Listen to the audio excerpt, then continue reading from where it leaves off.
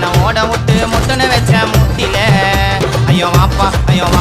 உன் கட்டியை எடுத்து வீசு நான் உனக்கு மேல பார்த்துட்டேன்டா எவ்வளவு பெரிய கேசு ஐயோ வாப்பா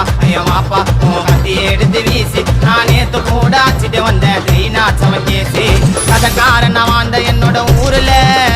நான் சிங்கள போய் குத்துன கோய்ந்த மாறுல மாமா ஜானே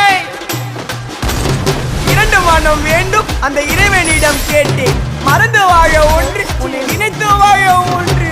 கராபா சொன்னேன் ஜானே